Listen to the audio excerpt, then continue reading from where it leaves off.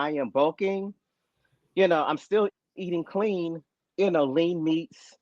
Uh, I'm not a really big fan of rice, but I will do it. But potatoes, vegetables, every now and then I call foods contraband. The fun foods. But I'm still staying within my caloric guidelines, if you will, even though I'm in a caloric excess, of course, when I'm bulking. And in my cut, um, I'm not having too many of the fun foods, the contraband foods, but I'm still eating the lean meats. I'm still eating the potatoes. I'm still eating the vegetables. It's just now I'm in a caloric deficit. So Uh, nothing really changes drastically. It's just, are you in a caloric excess or are you in a caloric deficit? And now, as we get toward stage time, those few weeks leading into stage, yes, the diet gets much more restrictive.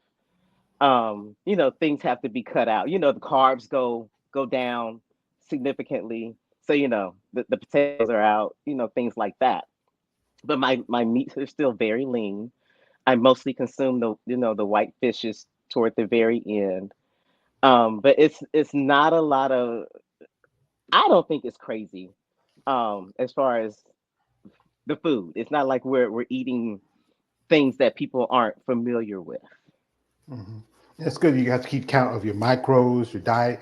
Also, Hmm. water is one thing, especially when we get close to Hmm. your peak week. You got to drop down your water intake because you want to come in that dry, shredded look when you're on stage. Right. And sometimes, if you have too much water, it can affect how your body looks, how it functions. It's a lot, especially when you plan a diet and you're prepping. Here we got here. This is from Daphne says, "No, George, I was trying looking for a date. LOL." Also, this is from a man KL. He says, "I'm African descent. My parents are African, but I was born here in the States. But I get what Okay. you saying." He says, "It Okay. says I don't Perfect. know where their stigma comes from with the gorilla and black people. Well, it goes back to because days of how because we came from Africa, they always think that we were monkeys and like that, but no, we were the Hmm. original people. Hmm. Our people who span out. People like the history story says that the Garden of Eden, where all life started, was in Africa. People don't want to believe that. People like Darwin, they a lot of them were racist. Let's admit that. But fact is that we are people that have been around a long time. We are here in America. Like my man, I'll call him. He's a true African American because his family's African. He lives in America. I'm Hmm. black. My parents were sharecroppers. My father was a sharecropper. My great grandfather was a slave. I'm black. I'm only American because I live in this country. But yeah, here this is from a man. Davis he says, "Nice Jim, it's good." Yeah. So now we talk about food. You had a couple of shows back to back, and I know those times Hmm. when there's something calling you, that thing that was Hmm. that desire. What was that thing you desired the most after your last show? That thing that was calling your name. Oh, I always eat a really large cookie after show, after stage, I should say. Yeah, always, Yeah. Yeah. always. What kind of cookie? It doesn't even matter. I order from several. Um, I guess I'll call them vendors slash bakeries, and so I actually have quite a stash right now in my freezer. So I'll just take a couple out of the freezer, pack it away in my luggage, and travel to my show, do my thing on stage, and then after stage, I get back to the hotel and I eat the cookie that I brought with me from my freezer. So, I don't know if you've heard of cookies like from uh,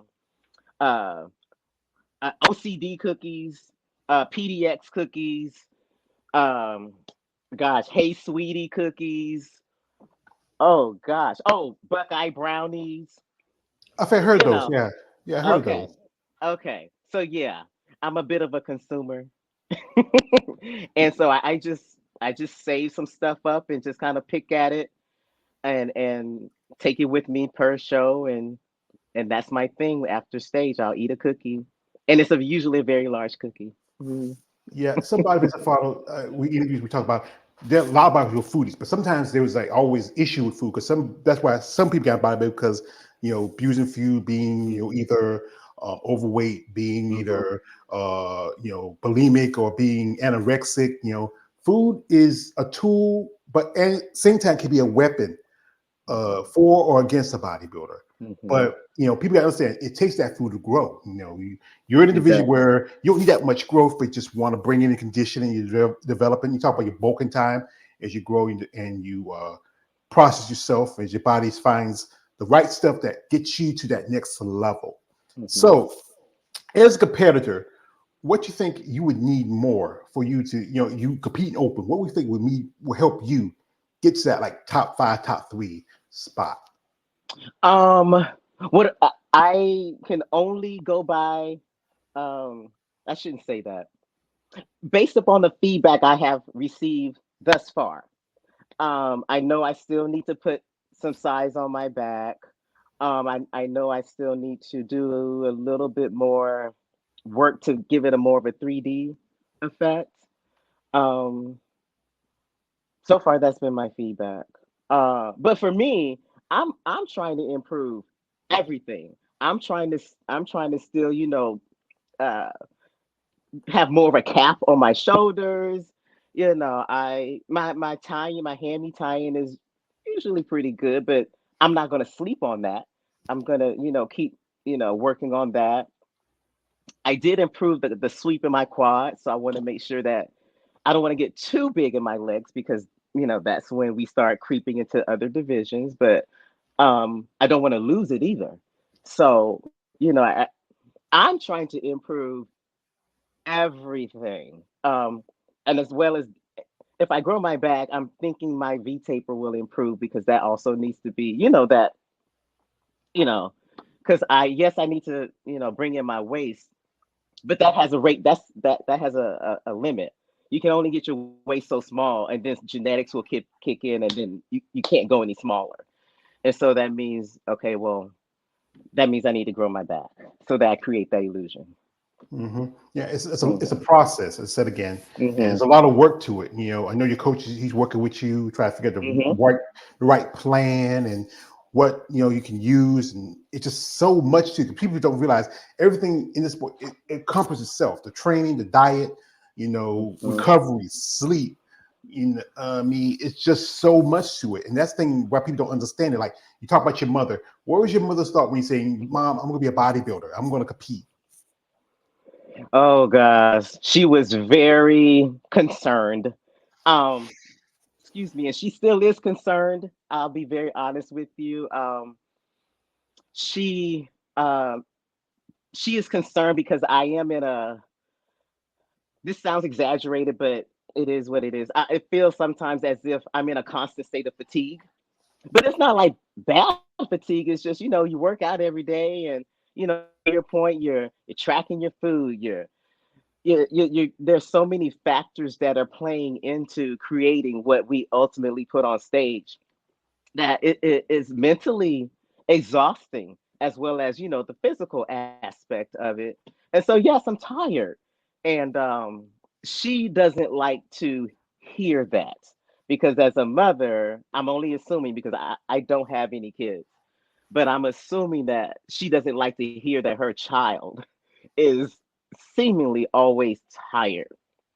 Um, and and I'm her only child, so I think that even raises the bar for her. And interesting story, when I was in my bulking season, she was really like, wait a minute. She wasn't used to seeing me in that larger state. She was used to seeing me kind of more in my stage size. So when I got around toward my max, she was like, how much bigger are you gonna get? And she was really concerned that I was kind of going off into the deep end. I'm like, I got this. I'm good. Yeah, I know. I talked to one lady. She's an IFBB pro, and she mentioned how her mother didn't like her what she's doing. They don't talk about it too much because Hmm. she's her mother's. They're European, and it's just traditionally the idea of a woman with muscle is not very common. But the last few years, women been around bodybuilding. I've been following sport for a long time. I grew up at the tail end of the Arnold Schwarzenegger era with guys like Lee Heaney. Watch people like Corey Everson, Linda Murray. I mean, Bev Mm, Francis. Some of mm-hmm. I'm a fan of a lot of these ladies. One of my favorite ladies. She's competing this weekend at the biggest show for women's bodybuilding. I'm a fan of this lady right here, lovely Miss Andrea Yeah. Shaw. I met her in January. She is amazing. Yeah, I think she really. A while back, a friend of mine was at the Olympia. She got me this. I love to show this off because it's my pride and joy out of everything I get from these Oh, ladies, and and she was nice enough because this is I know Kale, you're gonna hate this, but forget you, Kale. She signed it for me, how and cool is that? that is so cool. I need to put it in a frame, but I love it hug and I call it joy. But yeah, is there anybody you follow that you are a fan of in the sport? Oh gosh. And I use the word follow loosely because I am not a huge social media girl, but I do pay attention to you mentioned most of them already. Sid, Lola, Zenobia, Cherish, Jessica. Um there's a gosh, I don't know her real name, but her handle I believe is like Spreezy. I'm I so think embarrassed I don't know her real name, but her handle is something like Spreezy, and I believe she's in the Atlanta, Georgia area. I think it might be Um, it's Anita Davis, I think, or that's I have somebody else. no idea. I do I not want to misspeak, but I follow her. Um, gosh, I'm sure there are others that I am. Wendy Fortino. Freddie Fatino, yeah. Um, uh-huh. And there's another lady, I believe her name is not Jessica Reyes Padilla, but I believe there's another Jessica that I follow, blonde, I believe. I can't remember her last name, but oh, and I follow the competitor who has made like this huge transformation. I think she's called the Real Fitness Beauty or something like that, where she used to be physique, Shanique, and now she's wellness. Oh, and Shanique Grant. Yes, yes, yes, Shanique, yes, yeah, yes, yes, that is the two-time physique Miss Olympia champion. She was the physique champion in Olympia. Now she switched over to wellness. I think she yes. might be. I think because I think they say the rule now, if as long as she won Olympia within 5 years, she can compete in wellness as the Olympia. See, that's one thing.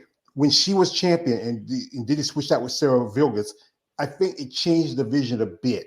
But like I said, the vision, like anything, is evolving. If you look how the Mm. Figure Girls came out looked like they were bikini girls, but now they look like the physique girls in now when they first came out. The physique girls are looking like the bodybuilders now. It's just the lines are getting blurred. While we're talking about Chick Manon, you went to the same show with her. You know, there's Paula Ranta, who was figure, who's not right now. She's going to do a sixth show at the Arizona Pro, part of the Rising Phoenix, this tomorrow.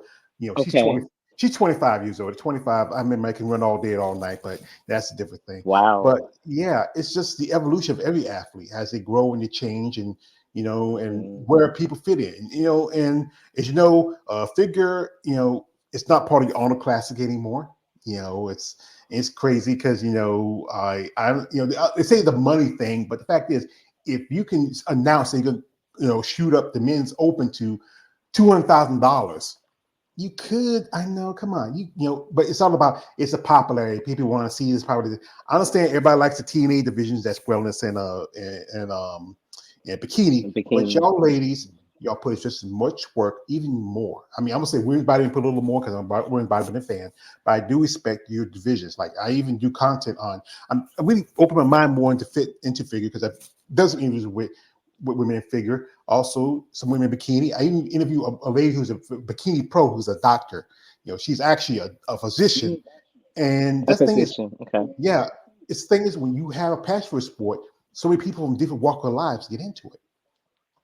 Hmm.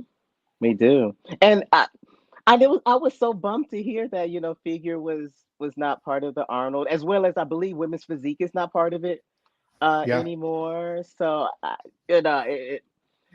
I used to. In fact, I did not go to the Arnold for a couple of years because of that. I'm like, I guess I was in my feelings, if you will, saying, "Oh, I'm not going to support it." But I did go this year. I'm glad I went. It was a really good experience, but I did not go to watch the competition. I went to enjoy the expo, and the expo is fabulous.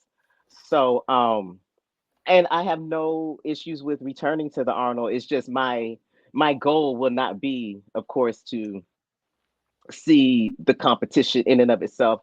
I just enjoy the atmosphere of the expo and meeting different people, networking, and things of that nature. So it's a great place, to spend time if someone has it to spend. Yeah, especially want to be around people like minded like